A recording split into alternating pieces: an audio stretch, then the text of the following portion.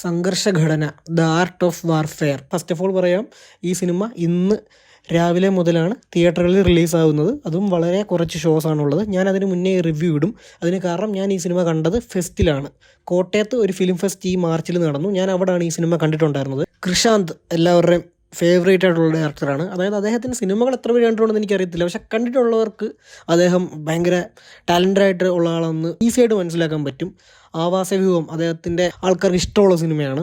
എനിക്ക് പേഴ്സണലി അത്ര താല്പര്യമുള്ള പടമല്ല. എനിക്ക് മോക്യുമെൻ്ററി സ്വഭാവങ്ങളുള്ള സിനിമ ഇഷ്ടമല്ല. ഇപ്പോൾ എല്ലാവരും പ്രൈസ് ചെയ്ത ഗഗനചാരി പോലും എനിക്ക് വർക്കായ പടമല്ല.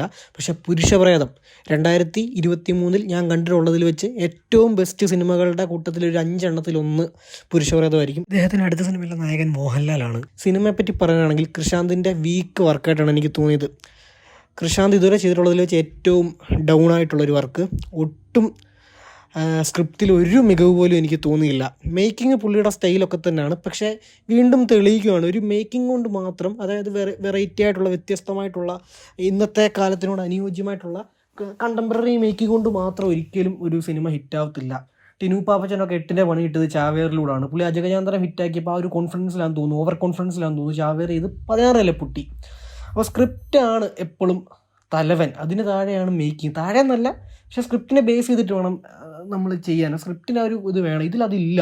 ഷോർട്ട് ഫിലിം 10 മിനിറ്റ് 15 മിനിറ്റ് തീർക്കാവുന്ന ഷോർട്ട് ഫിലിം സബ്ജക്റ്റാണ് 1 മണിക്കൂർ 47 മിനിറ്റ് ഡ്യൂറേഷനുള്ള സിനിമയാക്കിയിരിക്കുന്നത്. ഞാൻ എങ്ങനെയും ഒന്ന് ഇറങ്ങിയാൽ മതി എന്നുള്ള ഇതിലായിരുന്നു. പ്രത്യേകിച്ച് ഫെസ്റ്റിലൂടെ ആയതുകൊണ്ട് ഇൻ്റർവെല്ല് പോലും ഇല്ല.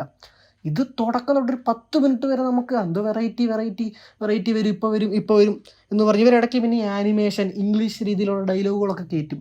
അപ്പം ഞാൻ എന്തോ ഒരു സാധനം ഉണ്ടെന്ന് കരുതി. പക്ഷേ ഇത് പോകെ ഒന്നുമില്ല. ഇത് തന്നെ അന്നം ഭിന്നം കാണിച്ചുകൊണ്ടിരിക്കുവാണ്. അതായത് ഒരു ലോക്കൽ ഗ്യാങ്സ്റ്റേഴ്സിൻ്റെ സംഭവമൊക്കെയാണ്. നമുക്കൊരു ഫീലും ഇല്ല, ഒന്നും കിട്ടുന്നില്ല.